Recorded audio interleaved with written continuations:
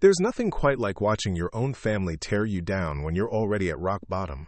For Marcus Chen, that moment came at his brother's kitchen table in Phoenix, Arizona, where his siblings dismissed his inheritance like it was a cruel joke from beyond the grave. 3 weeks later, when the water pumps finally drained Uncle Raymond's flooded warehouse, Marcus would discover that sometimes the most worthless-looking gifts hide treasures beyond imagination. Before we jump back in, tell us where you're tuning in from, and if this story touches you, make sure you're subscribed, because tomorrow, I've saved something extra special for you. But Marcus had been a struggling auto mechanic for 22 years, barely keeping his small garage afloat, while his tech executive brother and real estate mogul sister built their empires. Some family legacies seemed designed to humiliate rather than elevate. Even when hope felt impossible, he honored his uncle's memory by taking ownership of what everyone assumed was worthless concrete and rust. And when the insurance investigators called it a total loss, no one could have predicted that beneath 8 feet of muddy water lay a collection that would make automotive historians weep with joy. 2 broken dreams thrust together by tragedy, discovering that sometimes the person who believes in you least becomes witness to your greatest triumph. Can redemption rise from the depths of family mockery? The certified letter arrived on a Tuesday morning in October, delivered to Chen's auto repair just as Marcus was elbow-deep in the transmission of a 1998 Honda Civic that had seen better decades. The legal envelope looked official and expensive, the kind of correspondence that usually meant lawsuits or tax problems rather than good news. Marcus wiped his grease-stained hands on his coveralls before tearing it open, revealing documents that would change everything he thought he knew about his place in the family hierarchy. Raymond Chen, his father's eccentric brother who had vanished from family gatherings 15 years ago after some unspecified falling out, had died in a single-car accident outside Tucson. More shocking than the news of his death was the revelation that Uncle Raymond had left Marcus his entire estate, specifically a 40,000-square-foot warehouse facility in an industrial district that most people drove through without stopping. The inheritance documentation was thorough and professionally prepared, suggesting that Raymond had planned this bequest carefully despite his reputation as the family black sheep. According to the legal papers, the warehouse had been Raymond's primary residence and business location for over a decade, though no one in the family had known exactly what kind of business he conducted there. Marcus read the documents 3 times, trying to process the implications. The warehouse was currently uninhabitable due to flood damage from a burst water main that had gone undetected for weeks after Raymond's death. Insurance estimates suggested the building would require extensive renovation before it could be occupied or sold, costs that would likely exceed any potential value of the property. His first instinct was to call his siblings, David and Lisa, who had always been the successful ones in the family.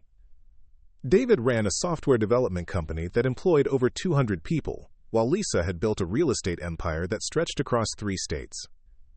Both lived in sprawling suburban mansions with swimming pools and 3-car garages, the kind of material success that had always made Marcus feel inadequate during family gatherings. David answered on the second ring, his voice carrying the impatient tone of someone interrupted during important work. Marcus could hear the sounds of a busy office in the background, multiple conversations and ringing phones that emphasized the difference between their professional environments. "Marcus, what's going on? I'm in the middle of a client presentation." "Raymond died," Marcus said without preamble, still processing the shock of the news himself. "Car accident near Tucson. Apparently he left me his warehouse." The silence that followed lasted long enough for Marcus to wonder if the call had been dropped. When David finally responded, his voice carried a mixture of surprise and something that might have been skepticism. "Uncle Raymond? The weird one who used to collect car magazines and argue with Dad about everything? I haven't seen him in years. What kind of warehouse?" Marcus consulted the legal documents, reading aloud the technical description of a 40,000-square-foot industrial facility with office spaces, vehicle bays, and climate-controlled storage areas. The address placed it in a commercial district that specialized in auto salvage and light manufacturing, hardly the kind of neighborhood associated with valuable real estate. "It's flooded," Marcus added, anticipating his brother's next question. "Has been for weeks, apparently. The insurance company says it's basically a total loss until someone pays for massive repairs and cleanup." David's laugh was sharp and humorless. So Raymond stuck you with a worthless building that's going to cost you money you don't have to fix. That sounds about right for him. The guy was always a little crazy, living like a hermit and refusing to maintain normal family relationships. The dismissive tone stung more than Marcus had expected. Even in death, Raymond was being written off as the family embarrassment. And, by extension, Marcus was being categorized the same way. The successful siblings getting on with their important lives while the struggling mechanic dealt with eccentric relatives and their problematic legacies. "I haven't seen the place yet," Marcus said defensively. "Maybe it's not as bad as the initial reports suggest." "Marcus, be realistic. If Raymond had anything valuable, he would have left it to someone who could actually manage it properly. The fact that he left you a flooded warehouse probably says more about his mental state than any real inheritance value." The conversation ended with David promising to help with legal advice if needed, but his tone suggested he considered the entire situation an unfortunate distraction from more important matters. Marcus felt the familiar sting of being dismissed by family members who measured success in quarterly reports and property portfolios rather than honest work and community relationships. His call to Lisa produced a similar response, though she at least attempted to sound sympathetic before delivering her assessment of the situation. Her real estate expertise led her to conclude that industrial properties in that particular area of Phoenix were essentially worthless, especially with significant flood damage requiring environmental remediation and structural repairs. "The carrying costs alone will bankrupt you," she warned, speaking from her downtown office where she managed million-dollar property transactions daily. "Property taxes, insurance, utilities, security. You're looking at thousands of dollars every month just to own a building you can't use or sell." Marcus found himself defending an inheritance he hadn't asked for and didn't understand. "Raymond must have had some reason for leaving it to me specifically. Maybe there's something valuable about the property that isn't obvious from the legal description." Lisa's sigh was audible through the phone connection. "Marcus, I love you, but you've always been too optimistic about these kinds of situations. Remember when you thought that old motorcycle you bought at the auction was going to be worth something after you fixed it up? You spent 6 months and $3,000 turning a piece of junk into a slightly more expensive piece of junk." The reference to his motorcycle restoration project hit particularly hard because it highlighted a pattern that his siblings had noticed but never directly addressed until now. Marcus had a history of seeing potential in things that others dismissed as worthless, investing time and money in projects that rarely produced the returns he anticipated. "This is different," he insisted, though he wasn't entirely sure why he believed that. "Raymond was family. He wouldn't have left me something that was purely a burden." Raymond was the family outcast who cut off contact with everyone 15 years ago, Lisa replied, with the bluntness that had made her successful in real estate negotiations. "The fact that he left you anything probably means he was still angry at David and me for being successful. This could be his way of sticking us with the family member he thought needed help, even if that help comes in the form of a financial disaster." The conversation ended with Lisa offering to help Marcus find a buyer for the property, assuming he could get it cleaned up enough to show to investors who specialized in distressed industrial real estate. Her professional assessment was that he might recover 30 or 40% of the cleanup costs if he acted quickly and didn't get emotionally attached to keeping the property. That evening, Marcus sat in his small apartment above the auto repair shop, staring at the inheritance documents and trying to understand what Raymond had been thinking. The legal papers included a brief personal note written in his uncle's familiar handwriting, the same careful script that had addressed birthday cards during Marcus's childhood.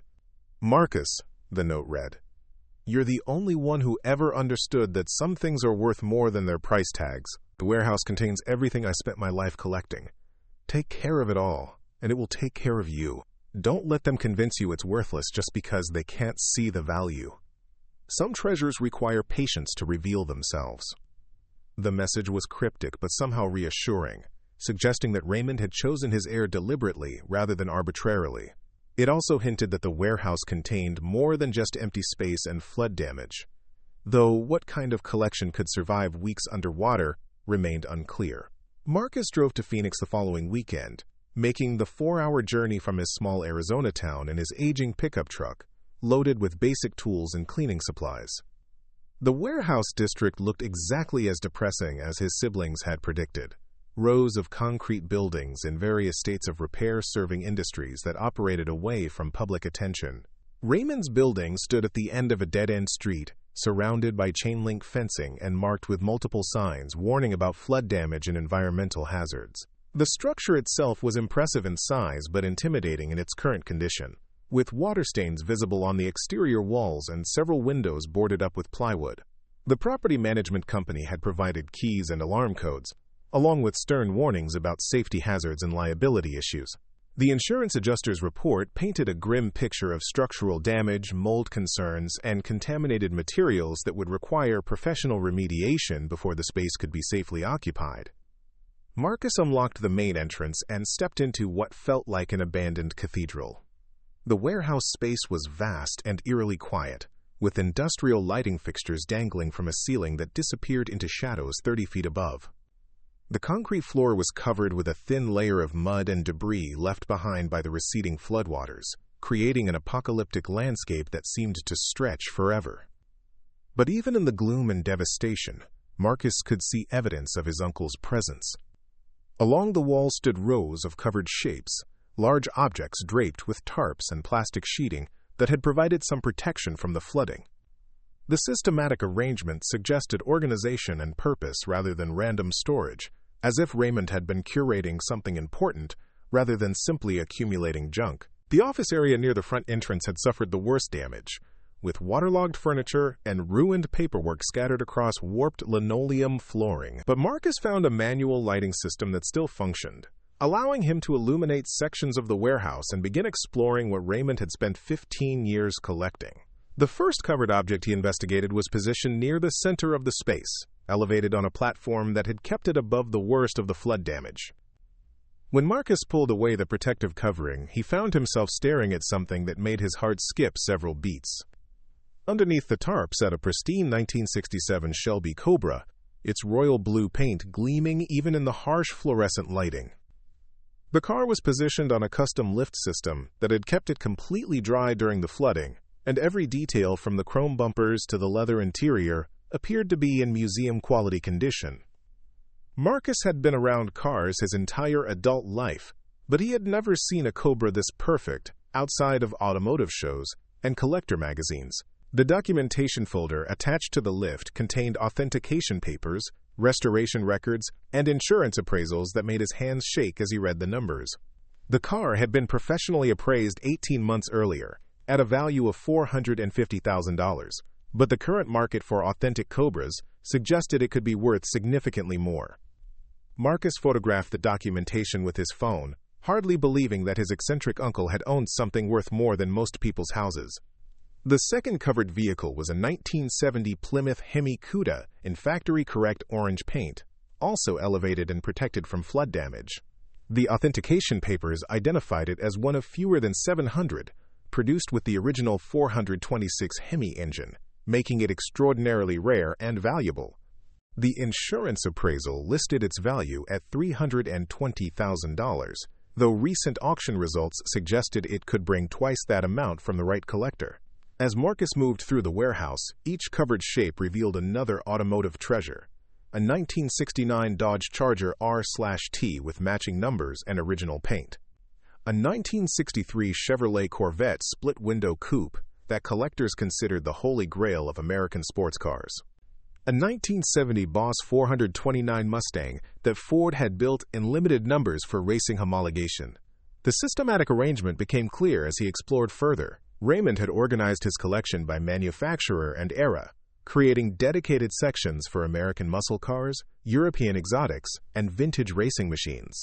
Each vehicle was positioned on hydraulic lifts or specialized platforms designed to protect against flooding, fire, and environmental damage. But the most stunning discovery waited in the climate-controlled section at the rear of the building, where Raymond had stored his most valuable acquisitions. Behind locked glass doors that required a separate key, Marcus found vehicles that belonged in the world's most exclusive automotive museums. A 1955 Mercedes-Benz 300 SL Gullwing Coupe in silver paint that looked like it had just rolled off the factory floor. A 1973 Porsche 911 Carrera RS with the distinctive ducktail spoiler and lightweight construction that made it legendary among enthusiasts. A 1967 Ferrari 275 GTB4 in classic red that represented the pinnacle of 1960s Italian engineering and design. Each vehicle came with complete documentation proving authenticity, ownership history, and professional maintenance records. The insurance appraisals were dated within the past 2 years, suggesting that Raymond had been actively managing his collection rather than simply hoarding old cars. Preparing and narrating this story took us a lot of time, so if you are enjoying it, subscribe to our channel. It means a lot to us. Now, back to the story. Marcus spent 6 hours in the warehouse, documenting vehicle after vehicle and trying to process the magnitude of what he had inherited. The collection included more than 60 classic and exotic automobiles, each one carefully selected and maintained to museum standards. Conservative estimates based on the available appraisals suggested the total value exceeded $20 million. But current market conditions for rare collector cars indicated the actual worth could be significantly higher. The documentation he found in Raymond's office files told the story of a man who had devoted his life to automotive preservation. Purchase records showed that he had been acquiring significant vehicles for over 2 decades, often buying cars that needed restoration and investing whatever was necessary to return them to perfect condition. Bank statements revealed that Raymond had liquidated other investments to fund his automotive passion, selling stocks and real estate to purchase increasingly rare and valuable vehicles.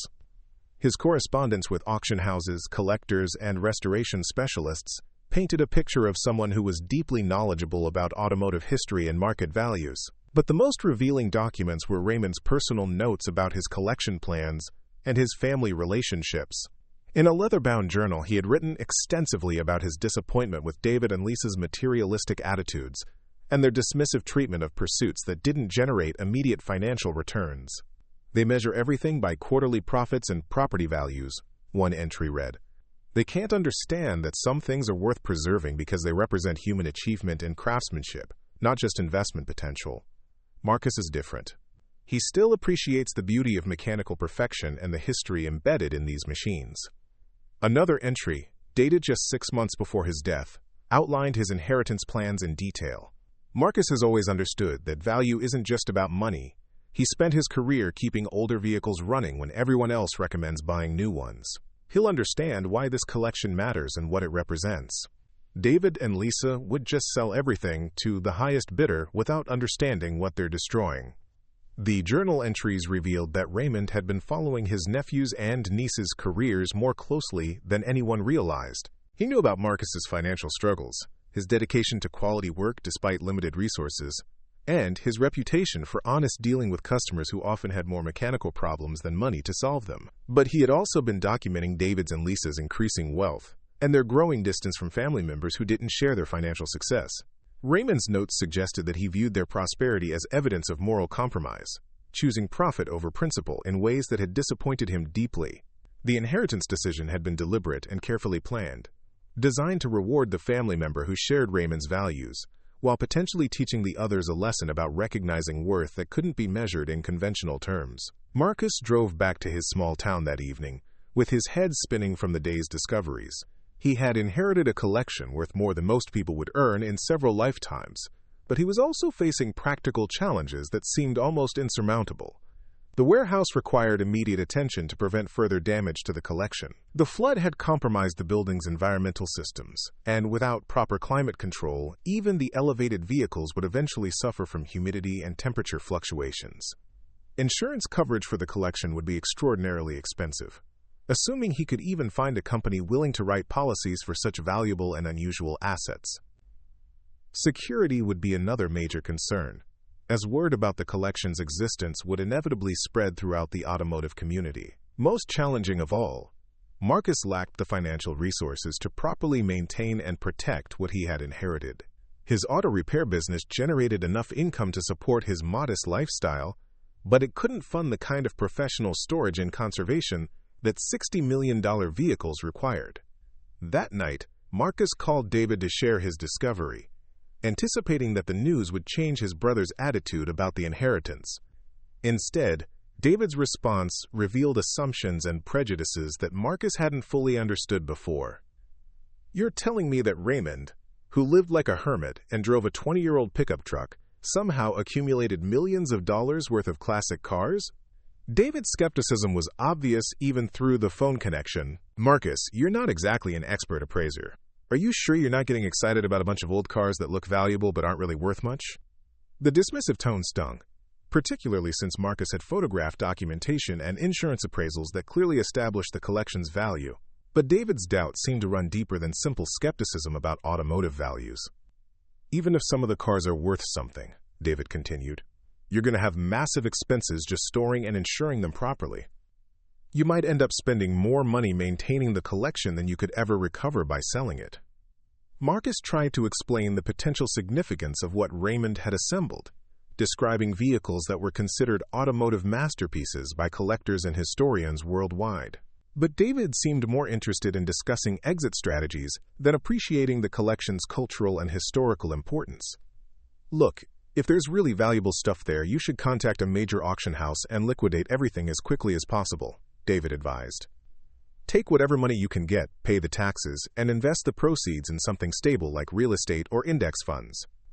Don't get emotionally attached to a bunch of old cars just because Raymond was obsessed with them." The conversation ended with Marcus feeling more isolated than before. Instead of celebrating his incredible good fortune, his family was treating the inheritance as a burden that needed to be disposed of efficiently. They couldn't see past the practical challenges to appreciate the magnitude of what Raymond had preserved and entrusted to his care. Lisa's reaction was similar when he called her the next day. Her real estate expertise led her to focus on the warehouse's commercial potential rather than its contents, suggesting that he could probably subdivide the space and lease it to multiple tenants once the flood damage was repaired. "The car collection is interesting," she acknowledged, "but it's not really an investment that makes sense for someone in your situation. You need liquid assets and steady income, not a bunch of expensive toys that sit in storage costing you money every month." Her use of the word toys to describe vehicles that represented decades of automotive evolution and craftsmanship revealed how little she understood about what Raymond had been trying to preserve. To Lisa, the collection was simply an inefficient allocation of capital that could be converted into more productive investments. "Besides," she added, "even if the cars are worth what you think they are, you'll never be able to afford proper insurance and security. One theft or fire could wipe out everything. It would be much smarter to sell them while you can and use the money to expand your repair business or buy some rental properties." Both siblings offered to help with the liquidation process, connecting Marcus with business contacts who specialized in asset disposal and tax planning, but neither seemed to understand that he might want to preserve what Raymond had spent his life creating, or that the collection represented something more significant than investment diversification.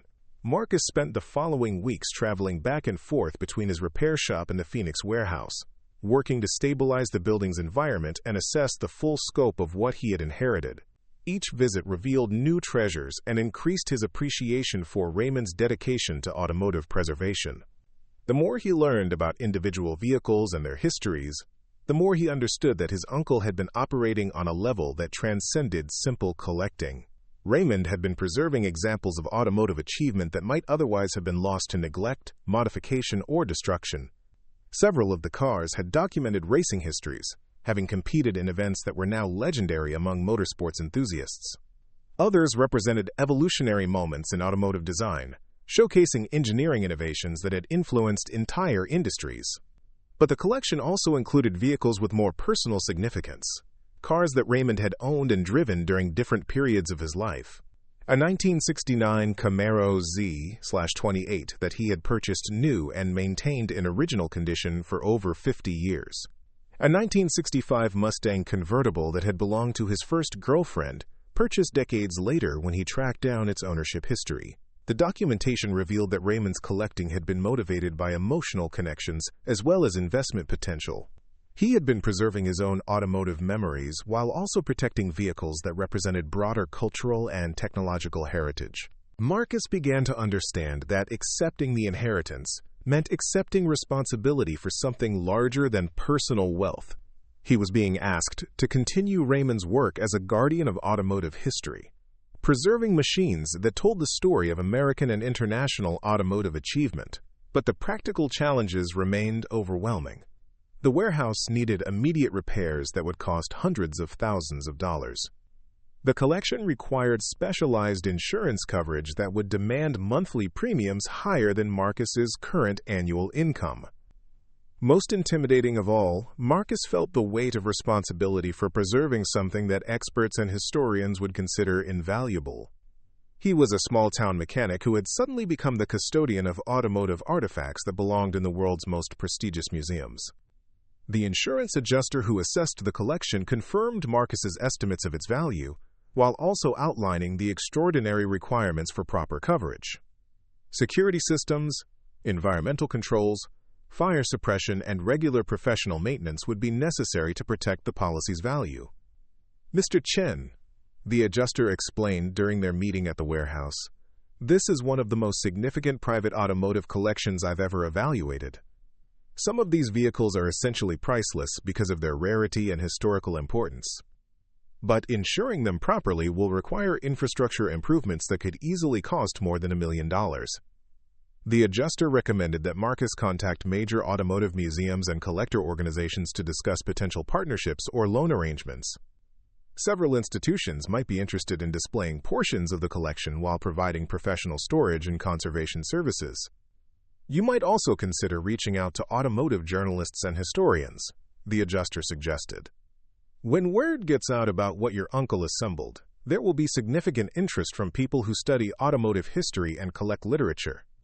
The documentation alone is probably worth tens of thousands of dollars to researchers." Marcus left that meeting feeling even more overwhelmed by the magnitude of his inheritance. Raymond had entrusted him with something that belonged to the broader automotive community, but he lacked the resources and expertise to fulfill that responsibility properly. That evening, he called his siblings again, hoping that the professional assessments would convince them to take the inheritance more seriously. Instead, their responses revealed fundamental differences in how they valued achievement and legacy that Marcus hadn't fully understood before. "So you're telling me that Raymond spent millions of dollars on old cars instead of investing in productive assets that could have generated ongoing income?" David's tone carried disapproval rather than admiration.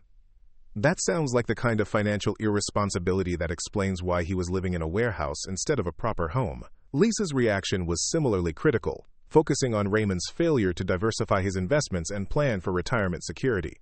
"He put everything into depreciating assets that require constant maintenance and generate no income," she observed.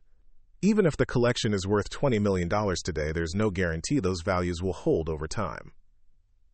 Both siblings continued to recommend immediate liquidation, arguing that Marcus should convert the collection into more traditional investments that would provide steady returns without the complications of specialized storage and insurance.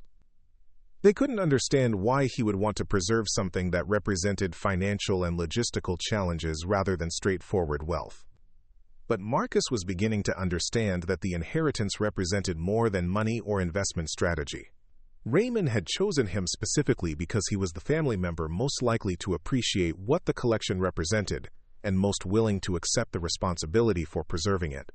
The realization came with both pride and intimidation. Pride that his uncle had recognized qualities in him that others overlooked, and intimidation about whether he possessed the knowledge and resources necessary to honor that trust. Over the following weeks, Marcus threw himself into learning everything he could about automotive collecting, conservation, and museum quality preservation. He contacted experts at major automotive museums, studied auction records and market trends, and researched the histories of individual vehicles in Raymond's collection. The education process revealed that his uncle had been even more sophisticated in his collecting than Marcus had initially realized. Raymond had focused on acquiring vehicles that represented pivotal moments in automotive development, cars that had influenced design trends or showcased technological innovations that shaped entire industries. Several vehicles in the collection were among the last surviving examples of limited production runs, making them essentially irreplaceable.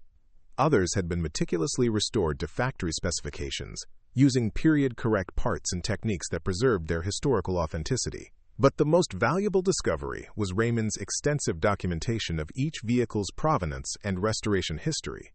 The files contained thousands of photographs, receipts, correspondence with previous owners, and technical specifications that provided scholarly-level documentation of automotive history. Marcus realized that Raymond had been operating as both collector and historian, preserving not just the vehicles themselves but also the knowledge and documentation that made them valuable to researchers and enthusiasts. The collection represented decades of meticulous scholarship in addition to its monetary worth. The recognition of his inheritance's historical significance changed Marcus's perspective on the responsibility he had accepted. This wasn't just about owning valuable cars or managing investment assets. He had become the guardian of automotive artifacts that told the story of 20th-century technological achievement and cultural development. But he was still a small-town mechanic with limited financial resources and no experience managing museum-quality collections. The gap between his current capabilities and the requirements of proper stewardship seemed impossible to bridge. The answer came from an unexpected source when Marcus received a phone call from Dr. Sarah Mitchell, the automotive curator at the Peterson Automotive Museum in Los Angeles. She had heard about Raymond's collection through professional networks and wanted to discuss potential collaboration opportunities. "Mr. Chen, drive," Mitchell explained during their lengthy phone conversation. "Your uncle's collection represents one of the most significant private assemblages of automotive history that I've encountered in my career. Several of those vehicles are important enough to warrant dedicated exhibitions, and the documentation he compiled could support years of scholarly research." Dr. Mitchell outlined several possible partnership arrangements that could address Marcus's practical challenges while preserving the collection's integrity. The museum could provide professional storage, conservation services, and insurance coverage in exchange for long-term loan agreements that would allow public display and educational programming. "We're not talking about selling the collection," she emphasized. "You would retain ownership while we provide the infrastructure necessary for proper preservation. The vehicles would be maintained to museum standards and made available for public education, which I believe aligns with your uncle's intentions." The conversation continued for over an hour, with Dr. Mitchell describing similar arrangements that major museums had developed with private collectors who wanted to preserve significant automotive artifacts without bearing the full cost and responsibility of professional stewardship. Marcus felt a surge of hope for the first time since inheriting the collection. The partnership model would allow him to honor Raymond's legacy while ensuring that the vehicles received proper care and remained accessible to automotive enthusiasts and researchers. But he also understood that accepting such an arrangement would require him to think differently about ownership and control. The collection would essentially become semi-public property, managed by professionals who understood its historical significance better than he did. The decision required him to choose between private wealth and public stewardship, between personal financial gain and preservation of automotive heritage. It was exactly the kind of choice that had distinguished him from his siblings in Raymond's mind, and it would determine whether he proved worthy of his uncle's trust. As Marcus prepared to make that choice, he realized that the inheritance had already changed him in ways that went beyond financial security. He had discovered a purpose that transcended his small-town repair shop, a responsibility that connected him to something larger than his individual circumstances. The warehouse still sat flooded and damaged, its contents hidden beneath tarps and protective coverings. But Marcus now understood that beneath those covers lay not just valuable vehicles, but a legacy that would define how he chose to honor his uncle's memory and his own values. The real test of the inheritance was just beginning, and the choice he made would determine whether Raymond's faith in him had been justified. The family members who had mocked his good fortune were about to discover that some legacies can't be measured in simple financial terms, and that the greatest treasures often come to those who understand their true worth. The Phoenix humidity hung thick in the warehouse air 3 weeks later, as Marcus stood before a team of restoration specialists, insurance investigators, and automotive historians who had traveled from across the country to examine Raymond's collection. Word had leaked through collector networks despite Marcus's attempts at discretion, and now the automotive world was buzzing with rumors about the most significant private collection discovery in decades. Dr. Elena Vasquez from the Smithsonian's National Museum of American History adjusted her white cotton gloves as she photographed the documentation files spread across a makeshift table. Her presence lent academic credibility to what some skeptics had dismissed as exaggerated claims about the collection's value and historical importance. "Mr. Chen," she said, looking up from a folder containing the provenance documentation for the 1955 Mercedes 300 SL.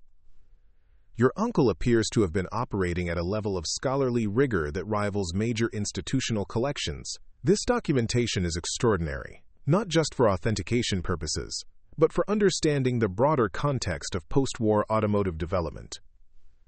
Marcus nodded, though he still felt overwhelmed by the attention his inheritance had attracted. The warehouse that had been flooded and forgotten just a month ago was now the focus of intense interest from collectors, museums, journalists, and investment groups, who saw opportunity in Raymond's carefully assembled automotive archive.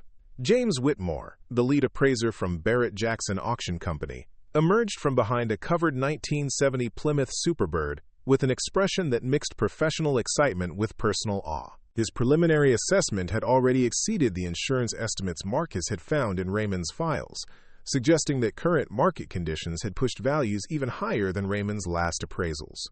The Superbird alone could bring $2 million at auction, Whitmore announced to the assembled group.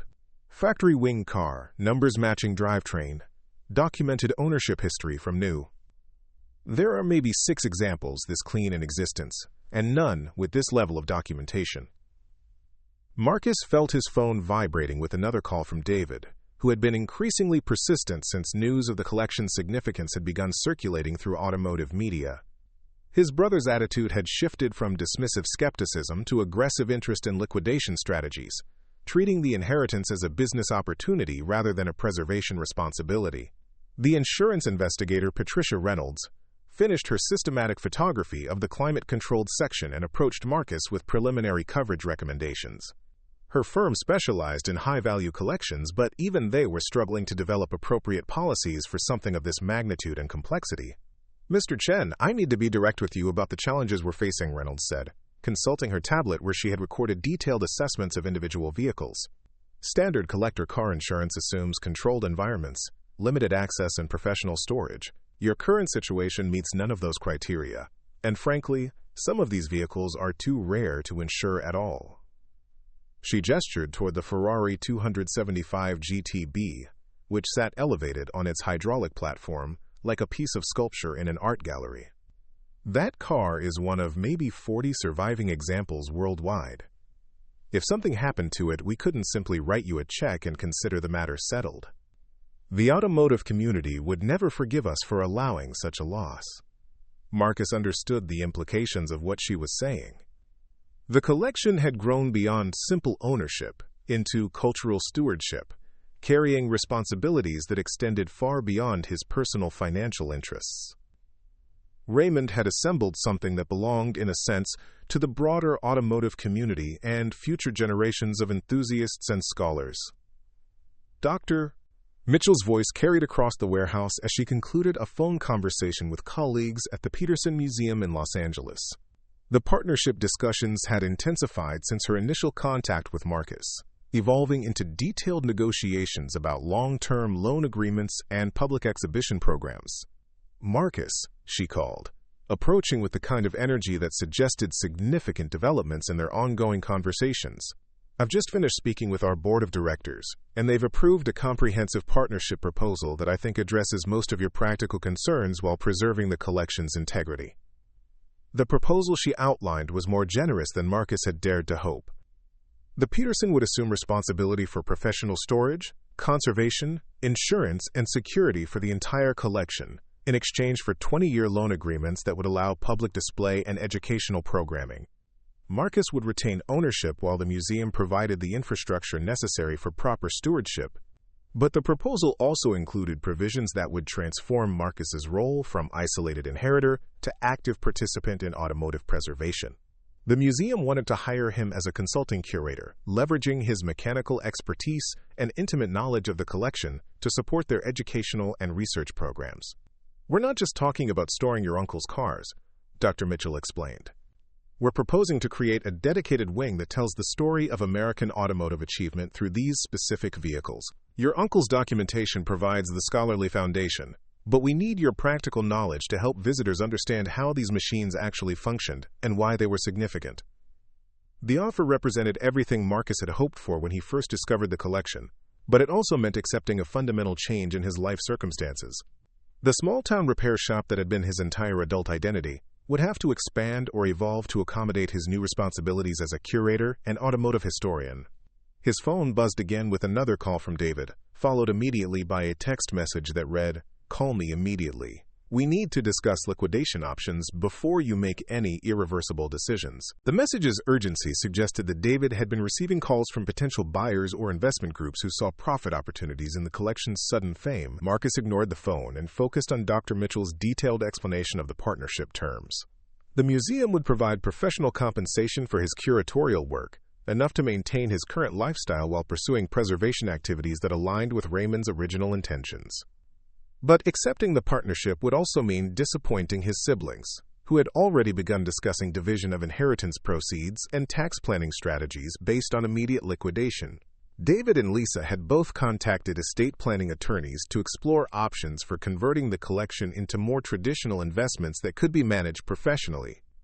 The warehouse had filled with additional visitors throughout the morning, as word continued to spread through collector networks. Marcus recognized several faces from automotive magazines and television shows, people whose opinions carried weight in determining market values and historical significance.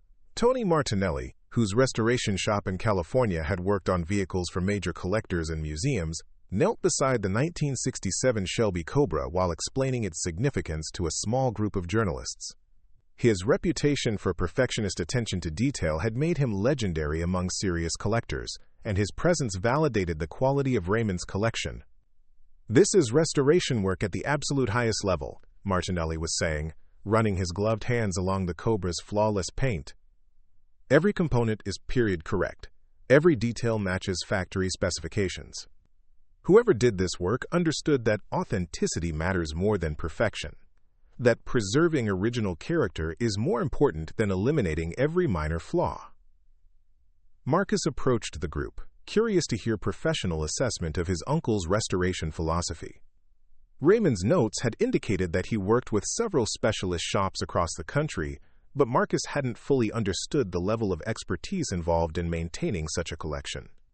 The documentation suggests that Mr. Raymond Chen was extremely selective about who he allowed to work on these vehicles, Martinelli continued, noticing Marcus's approach. "I recognize the hand of at least 3 shops that represent the absolute pinnacle of restoration craftsmanship. This wasn't just collecting, it was scholarly preservation at museum quality."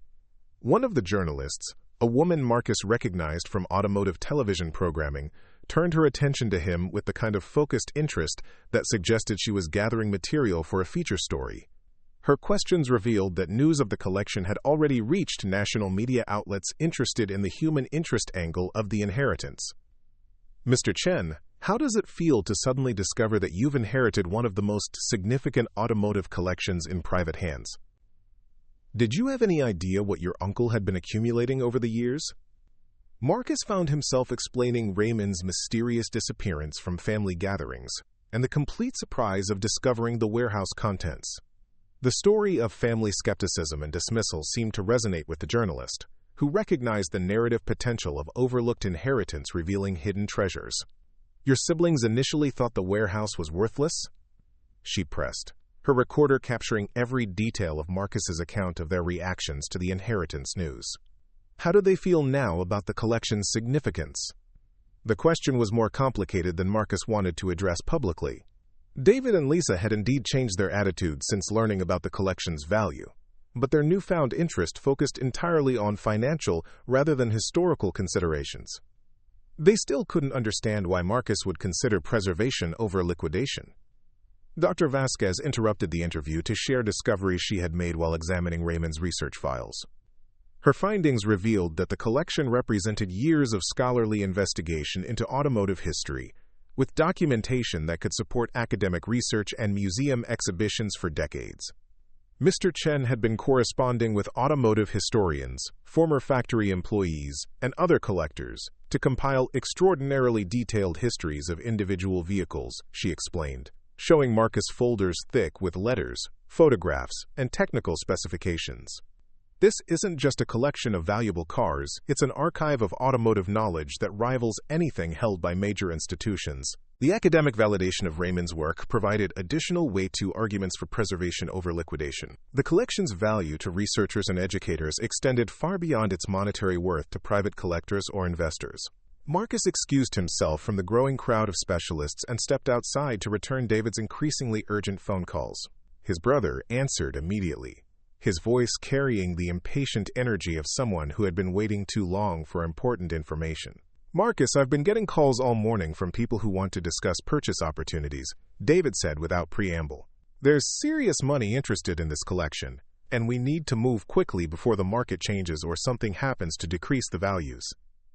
The "we" in David's statement struck Marcus as presumptuous, since the inheritance had been specifically bequeathed to him alone. But he understood that his siblings viewed the collection as family wealth that should be managed collectively, rather than preserved according to one person's vision. "I'm exploring partnership options with museums," Marcus explained, trying to maintain patience with David's increasingly commercial approach to the inheritance. "There are ways to preserve the collection while ensuring it remains accessible for education and research." David's response revealed fundamental differences in their values that Marcus was only beginning to fully understand. "Marcus, you're thinking like a hobbyist instead of a businessman. This collection could generate enough money to set up trust funds for the entire family, provide college education for the next generation, create real financial security instead of just expensive toys and storage." The dismissive reference to expensive toys echoed Lisa's earlier characterization of the vehicles, suggesting that both siblings continued to view the collection purely in terms of monetary value rather than cultural or historical significance. "Raymond left this to me specifically," Marcus replied, feeling the need to establish his authority over inheritance decisions. "He had reasons for choosing me over other family members, and I think those reasons relate to understanding the collection's importance beyond just its market value." David's laugh was sharp and humorless. Raymond was living in a warehouse surrounded by old cars while the rest of us built successful careers and real wealth. I'm not sure his judgment about financial decisions should carry much weight in how we handle this situation. The conversation continued for another 10 minutes, with David outlining various liquidation strategies and investment opportunities, while Marcus tried to explain his growing understanding of the collection's historical significance. But it became clear that they were operating from incompatible worldviews about what constituted value and success. Lisa's subsequent call followed similar patterns, with her real estate expertise leading her to focus on the warehouse property's development potential rather than its current contents. She had been researching the industrial district's zoning regulations and market trends, developing plans for converting the space into more profitable uses once the automotive collection was disposed of properly. The building itself could be worth millions with the right renovation and tenant improvements, she explained, describing her vision for subdividing the warehouse into smaller commercial spaces that could generate steady rental income. But only if we clear out all the cars and restore it to conventional commercial use. Both siblings had arranged to visit the warehouse the following weekend, bringing estate planning attorneys and tax specialists to discuss management strategies for what they continued to view as shared family inheritance despite the legal documentation clearly specifying Marcus as sole beneficiary. Marcus returned to the warehouse feeling increasingly isolated from his family's expectations while simultaneously overwhelmed by the responsibility he had accepted. The automotive experts, museum professionals, and journalists treated him as the guardian of something culturally significant, while his siblings viewed him as an obstacle to efficient asset liquidation. The afternoon brought additional complications when representatives from major auction houses arrived to provide formal appraisals and discuss consignment opportunities. Their presence intensified the commercial atmosphere around the collection, while raising questions about Marcus's ultimate intentions for Raymond's legacy. Barrett Jackson's representative, accompanied by specialists from R.M. Sotheby's and Bonhams, conducted systematic evaluations of individual vehicles while discussing market strategies and optimal timing for potential sales. Their expertise was impressive, but their focus remained entirely commercial rather than preservational. "Mr. Chen," explained Margaret Foster from R.M. Sotheby's, consulting her preliminary assessment notes, "current market conditions are extremely favorable for this type of collection. We're seeing unprecedented demand for museum-quality American muscle cars and European exotics from serious collectors worldwide." She outlined a potential auction strategy that would maximize financial returns while capitalizing on media attention generated by the collection's discovery. The approach would involve strategic timing of individual vehicle sales over multiple auction events, creating sustained marketing momentum that could drive values even higher. Conservative estimates suggest that properly marketed, this collection could generate between $60 and $80 million. Foster continued, her projections exceeding even the most optimistic appraisals Marcus had previously received. But those numbers assume optimal timing, professional marketing, and careful selection of appropriate venues for each vehicle. The financial projections were staggering, representing wealth that could transform not just Marcus's life, but his entire extended family's circumstances. But accepting those projections would mean embracing the liquidation strategy that his siblings favored, while abandoning the preservation responsibilities that Raymond had entrusted to him. Dr. Mitchell observed the auction house presentations with obvious concern, understanding that financial pressures could easily overwhelm preservation intentions. Her museum partnership proposal suddenly seemed much more urgent, as commercial interests began circling the collection like predators sensing opportunity. "Marcus," she said quietly, approaching him during a break in the formal presentations, "I want you to understand that once these vehicles enter the auction market, they'll likely scatter to private collections around the world. The opportunity to preserve them as a coherent educational resource will be lost forever." The weight of that realization settled heavily on Marcus's shoulders. Raymond had spent decades assembling a comprehensive representation of automotive achievement, carefully selecting vehicles that told a complete story of technological development and cultural change. Liquidation would destroy that narrative coherence in favor of maximizing individual sale prices. But Marcus also understood his own limitations in preserving something of such magnitude and complexity. He lacked the financial resources, professional expertise, and institutional support necessary to maintain museum-quality storage and conservation over the long term. The internal conflict between preservation and practicality intensified as the day progressed, and additional stakeholders arrived to assess the collection's significance and potential.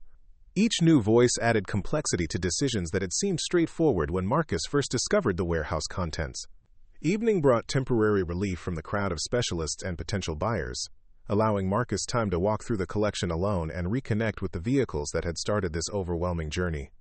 The warehouse felt different now, charged with commercial energy and professional scrutiny that somehow diminished the personal connection he had initially felt with Raymond's legacy. The 1969 Camaro Z/28 that Raymond had owned since new sat under its protective cover, in the same position where Marcus had first discovered it weeks ago. The documentation revealed that Raymond had driven the car regularly during his younger years, accumulating over 100,000 miles before retiring it to storage for preservation.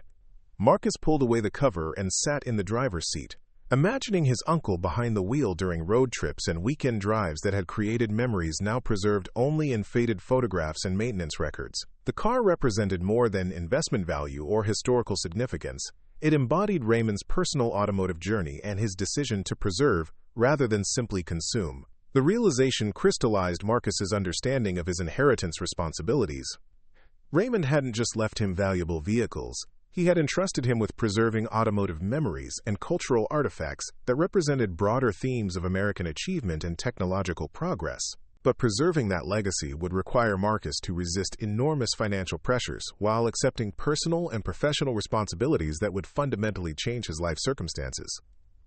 The choice was no longer simply about managing inherited wealth, it was about defining his own values and priorities in ways that would affect everything he did going forward. His phone buzzed with a text message from Dr. Mitchell containing preliminary partnership terms that the Peterson Museum Board had approved for his consideration. The proposal was comprehensive and generous, addressing most of his practical concerns while preserving the collection's integrity and educational value.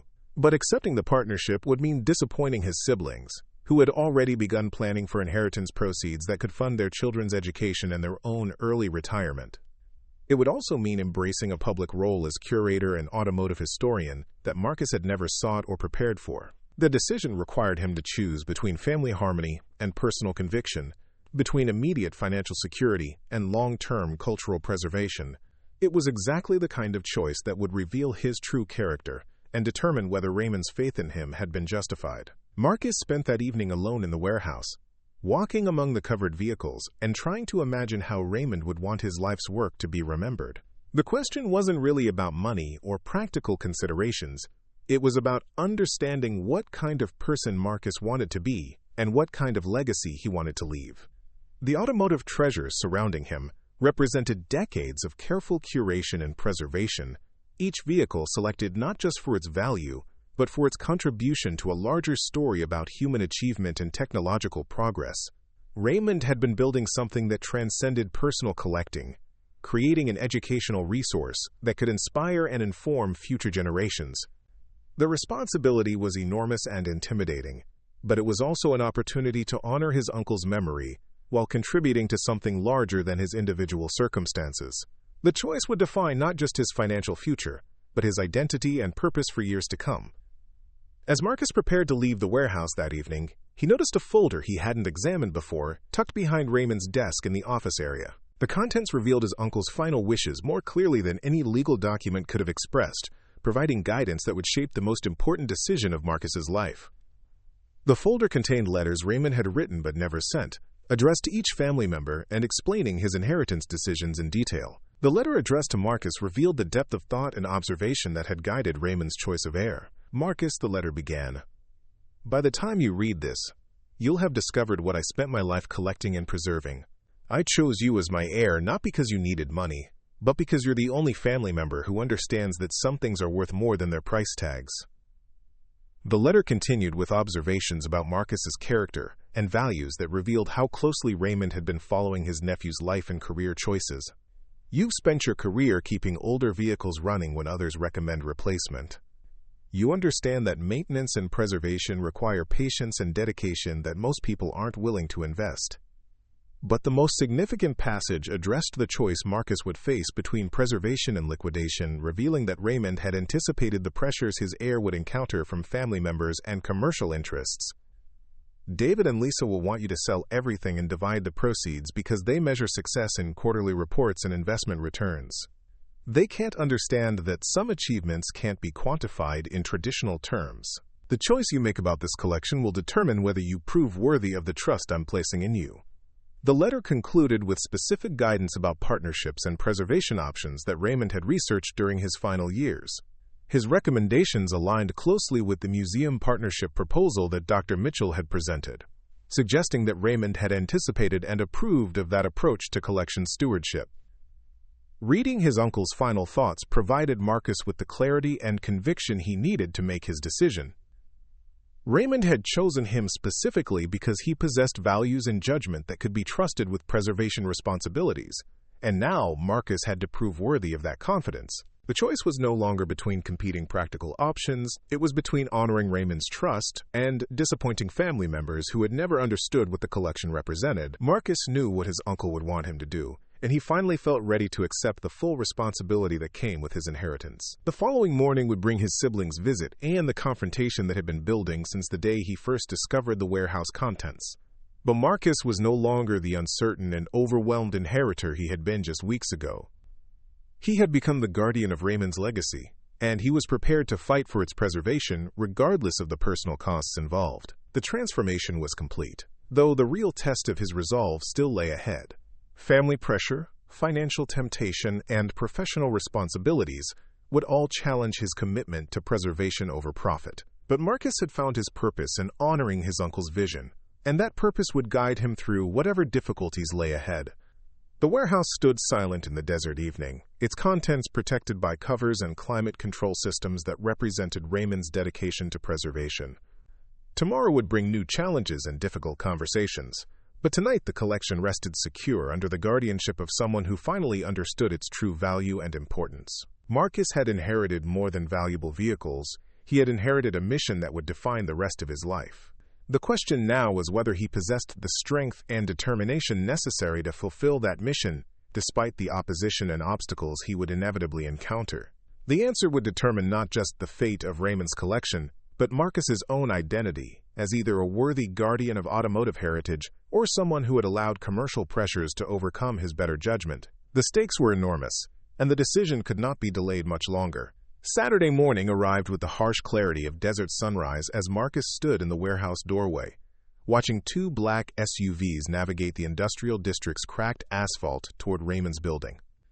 David and Lisa had arrived exactly on schedule, accompanied by their respective teams of legal and financial advisors who would transform this family discussion into something resembling a corporate negotiation. Marcus had spent the previous evening making final preparations for what he knew would be the most difficult conversation of his life. The museum partnership agreement sat signed and notarized on Raymond's old desk, along with the unopened letters his uncle had written to David and Lisa explaining his inheritance decisions in terms they couldn't misinterpret or dismiss. The convoy of vehicles disgorged an impressive collection of expensive suits and leather briefcases, transforming the industrial setting into an impromptu boardroom. David emerged from the lead SUV wearing the kind of tailored confidence that had made him successful in software development, while Lisa's real estate expertise was evident in the way she immediately began assessing the warehouse's commercial potential, despite the automotive treasures it contained. "Marcus," David called across the parking area, his voice carrying the forced cheerfulness of someone preparing for difficult negotiations. "I hope you're ready to discuss some exciting opportunities. We've brought people who can help us maximize the value of this situation for everyone involved." The phrase "maximize the value" immediately set Marcus's teeth on edge, reducing Raymond's life work to an optimization problem that could be solved through proper financial planning and tax strategy. But he forced himself to remain calm, understanding that the next few hours would determine whether his family relationship survived his decision to honor Raymond's preservation wishes. Lisa approached with her characteristic directness, gesturing toward the warehouse entrance with obvious impatience to begin examining the collection that had generated so much media attention. "We need to see everything before we can make informed decisions about liquidation strategy," she announced, treating Marcus more like a building superintendent than the sole inheritor of everything they were preparing to discuss. The team of advisors included estate planning attorneys, tax specialists, auction house representatives, and what appeared to be private wealth managers who specialized in sudden inheritance situations. Their presence suggested that David and Lisa had spent considerable time and money preparing for this meeting, investing in professional guidance that assumed Marcus would ultimately accept their commercial approach to the collection. Marcus led the group into the warehouse, watching their faces as they encountered the magnitude of what Raymond had assembled over decades of careful collecting. Even the professional advisors, who presumably had experience with high-value estates, seemed impressed by the scope and quality of the automotive archive spread before them.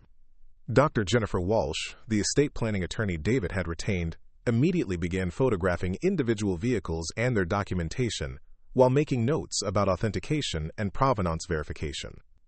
Her systematic approach suggested she was building a comprehensive inventory for liquidation planning rather than preservation consideration. "Mr. Chen," she addressed Marcus while examining the Ferrari 275 GTB, "I understand you've been exploring some kind of museum arrangement, but I need to explain the tax implications of such decisions. Charitable donations of this magnitude require extremely careful structuring to avoid significant financial penalties." Her tone carried the implicit assumption that any deviation from straightforward sale and profit distribution would constitute poor financial judgment that could be corrected through proper professional guidance. But Marcus had already consulted with tax specialists recommended by the Peterson Museum, and he understood his options better than she realized.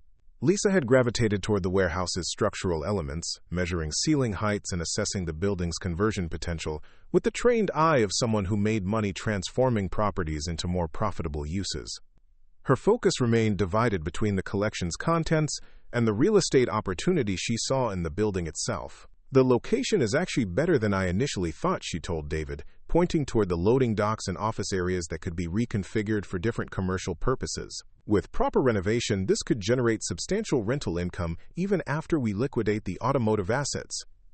David's software executive background led him to approach the situation like a complex systems problem that could be solved through proper analysis and optimization. He had brought tablets loaded with auction results, market trend analyses, and investment projections that supported immediate liquidation over long-term preservation strategies. "Marcus, look at these numbers," he said, displaying charts that tracked classic car values over the past decade. "The market is at historic highs right now, but there are indicators suggesting potential correction in the next 2 to 3 years. Waiting could cost us millions in lost value." The presentation was professional and compelling, backed by legitimate market research and delivered with the confidence of someone accustomed to making data-driven decisions about complex investments. But it completely ignored the cultural and historical considerations that had motivated Raymond's collecting and preservation efforts. Marcus allowed his siblings to complete their initial assessment of the collection and building before responding to their liquidation proposals. He wanted them to fully understand the magnitude of what they were asking him to destroy before he explained why their approach fundamentally misunderstood Raymond's intentions and his own responsibilities as inheritor. "Before we discuss selling anything," Marcus said, gathering the group around Raymond's desk where the signed letters waited to be opened, I think you both need to understand why Raymond chose me as his sole heir and what he expected me to do with this collection. The letters addressed to David and Lisa contained Raymond's unfiltered assessment of their characters and values, written with the brutal honesty of someone who no longer needed to maintain family diplomacy. Marcus had read both letters the previous evening, understanding that their contents would either provide necessary context for his preservation decision or permanently damage his relationships with his siblings. David opened his letter first, his expression shifting from confident anticipation to uncomfortable recognition as he read Raymond's detailed critique of his priorities and lifestyle choices. The letter accused him of measuring success purely in financial terms, while ignoring the cultural and personal relationships that gave life meaning beyond quarterly profit reports. David has built impressive wealth, Raymond had written, but he treats family relationships like business partnerships that can be managed through proper resource allocation. He doesn't understand that some things can't be optimized or delegated to professional service providers. Lisa's letter was equally direct, criticizing her tendency to view everything through the lens of investment potential and market optimization. Raymond had observed her transformation from someone who appreciated beauty and craftsmanship into someone who saw only development opportunities and profit margins. Lisa measures the value of my collection by calculating its liquidation potential, the letter continued, but she can't see that some achievements are worth preserving because they represent human dedication and artistic vision, not just market demand and investment returns. Both letters concluded with explicit instructions that Marcus was to be the sole decision-maker regarding the collection's future, with Raymond's strong preference for preservation over liquidation clearly stated. The legal documentation supporting those instructions was thorough and professionally prepared, leaving no room for misinterpretation about inheritance authority. The silence that followed their reading of Raymond's letters was heavy with uncomfortable recognition and suppressed anger.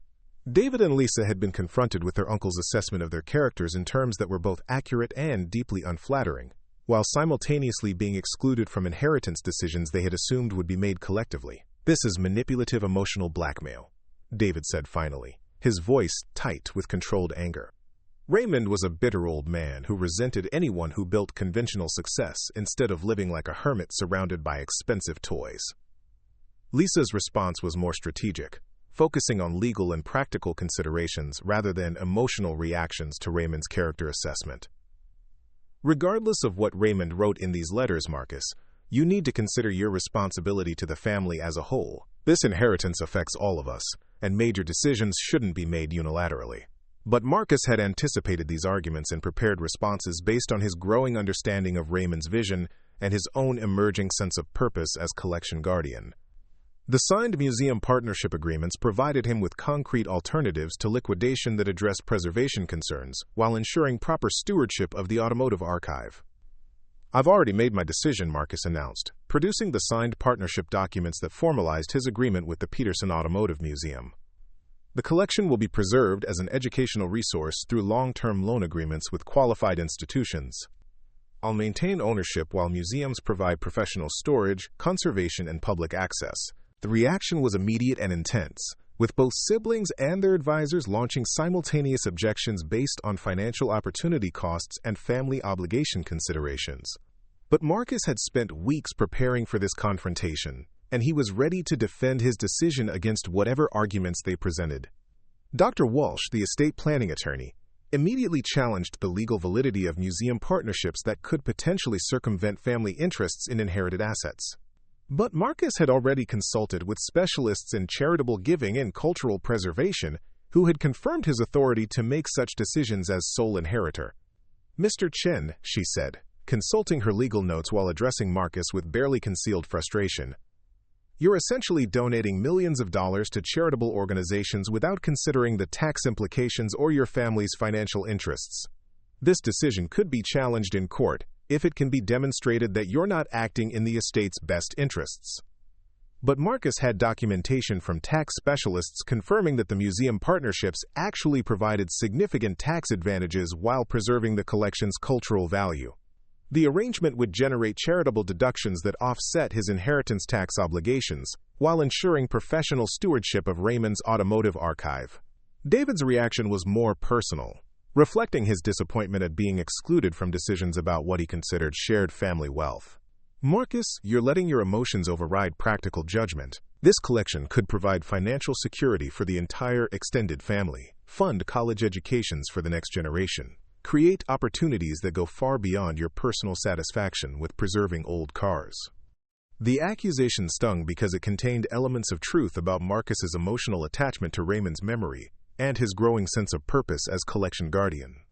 But it also revealed David's fundamental inability to understand that some achievements were worth preserving because they represented cultural and historical value rather than investment potential.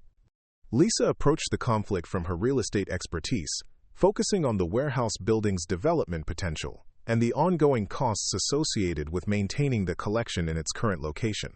Her calculations suggested that even the building itself could generate substantial income through proper renovation and commercial leasing. "You're committing to enormous ongoing expenses for storage, insurance, and maintenance without any income generation," she pointed out, displaying her analysis of carrying costs that could easily exceed $100,000 annually. "The museum partnership might address some of those costs, but you're still responsible for maintaining a 40,000-square-foot building in an industrial district."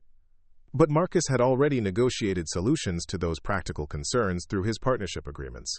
The Peterson Museum would assume responsibility for building maintenance and environmental systems as part of their collection stewardship, while other institutions would provide specialized storage for vehicles not currently on display.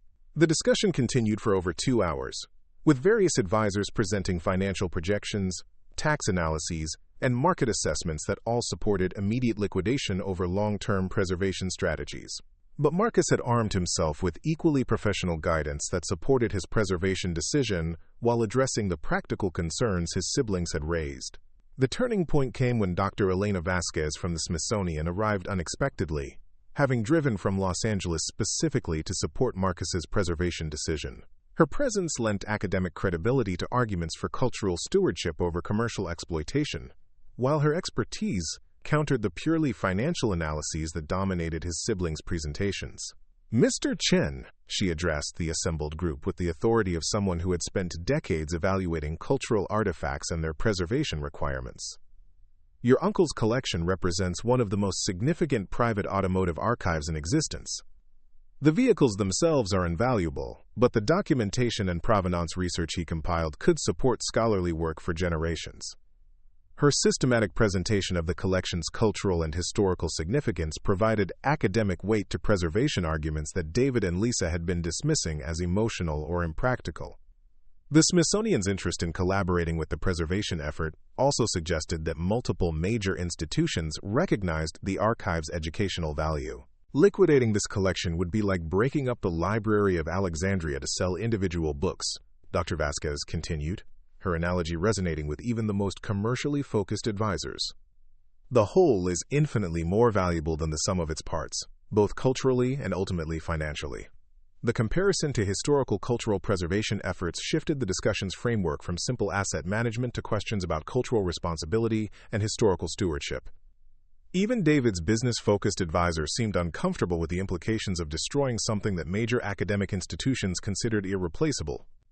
Marcus used the momentum created by Dr. Vasquez's intervention to present his final decision about the collection's future. The museum partnerships would ensure professional preservation while providing public access and educational programming.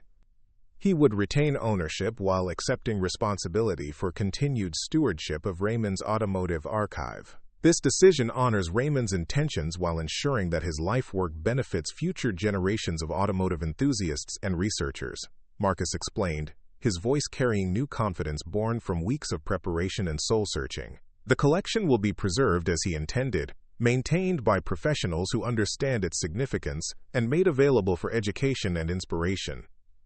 David's final argument revealed the depth of his disappointment and his fundamental inability to understand Marcus's preservation priorities. "You're choosing strangers over family, museums over people who share your blood and should benefit from this inheritance. This decision will affect relationships for generations." But Marcus had made peace with the potential costs of honoring Raymond's trust. His uncle had chosen him specifically because he possessed values that prioritized cultural preservation over personal financial gain, and he was prepared to accept the consequences of proving worthy of that confidence. "Raymond was family too," Marcus replied, his words carrying the weight of conviction earned through weeks of difficult consideration. And he trusted me to understand that some things are more important than maximizing short-term financial returns. I'm honoring that trust regardless of how anyone else feels about my decision. Lisa made one final attempt to change his mind, offering to personally manage the collection's commercial potential while ensuring that Marcus received the largest share of any liquidation proceeds. But her proposal still assumed that financial optimization should override cultural preservation, missing the fundamental point about Raymond's intentions and Marcus's emerging identity as collection guardian. The meeting concluded with Marcus's siblings and their advisors departing in obvious frustration and disappointment. The family relationships that had survived decades of different life choices and priorities had finally encountered a conflict that revealed incompatible values about success, responsibility, and cultural stewardship. But Marcus felt peace about his decision for the first time since inheriting the collection. He had chosen preservation over profit, cultural responsibility over family harmony, and long-term stewardship over immediate gratification. The choice aligned with Raymond's vision while honoring the trust that had been placed in him as collection guardian. The following months brought the practical work of implementing his preservation decision.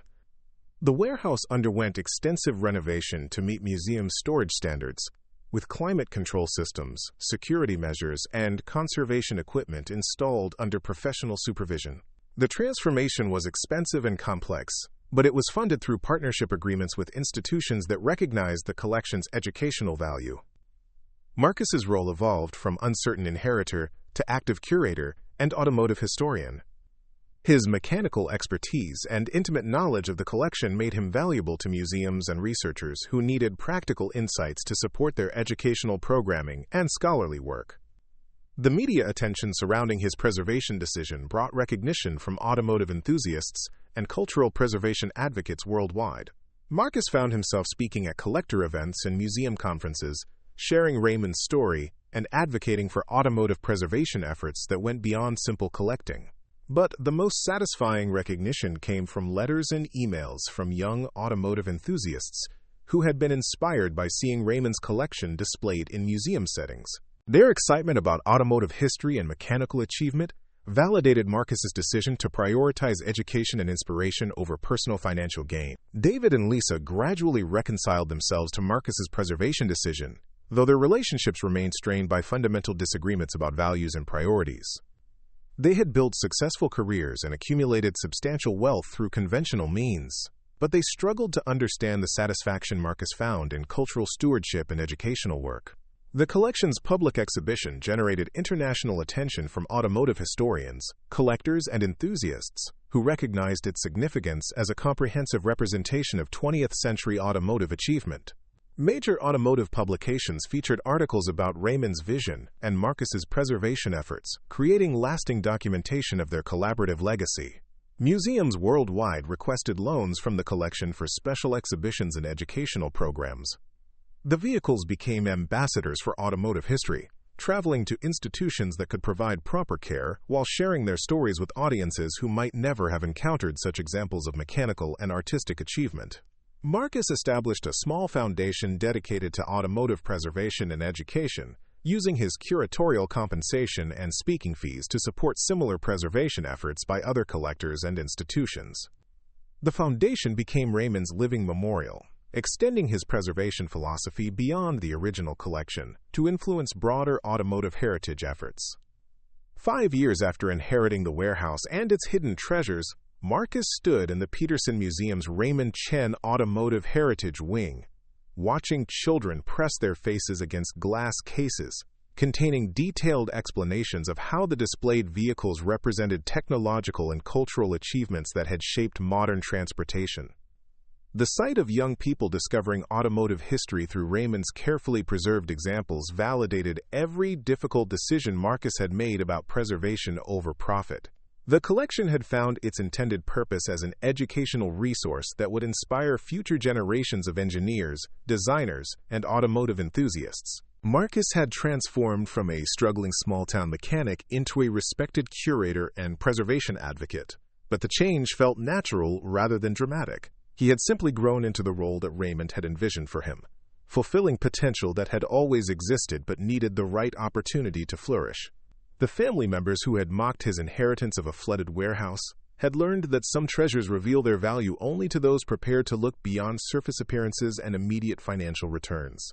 Raymond's gift had been not just valuable vehicles, but the opportunity for Marcus to discover his own capacity for cultural stewardship and educational leadership. The warehouse still stood in the Phoenix Industrial District, now serving as a conservation and research facility that supported multiple museum programs and scholarly projects. The building that had once seemed like a burden had become a resource for preserving automotive heritage and educating future generations about technological achievement and cultural development. Marcus's decision to honor Raymond's preservation vision over his family's liquidation pressure had defined him as someone who understood that true wealth came from contributing to something larger than personal financial accumulation. The choice had cost him family relationships but had given him purpose and recognition that transcended material success. Standing in the museum surrounded by Raymond's automotive legacy, Marcus finally understood what his uncle had been trying to teach through his inheritance decision. Some gifts are worth more than their price tags, because they provide opportunities to discover who you really are and what you're capable of achieving when you choose principle over profit. The collection would outlive both Raymond and Marcus, continuing to educate and inspire long after their individual stories were forgotten. But their collaborative preservation effort had ensured that future generations would have access to examples of human achievement and mechanical artistry that might otherwise have been lost to private collections or commercial exploitation. Marcus had proven worthy of Raymond's trust by choosing cultural stewardship over personal enrichment, and that choice had transformed not just the collection's future, but his own identity and purpose. The man who had been dismissed by his family as unsuitable for important decisions had become a guardian of cultural heritage, whose work would influence automotive preservation efforts for generations to come. Up next, you've got two more standout stories right on your screen. If this one hit the mark, you won't want to pass these up. Just click and check them out.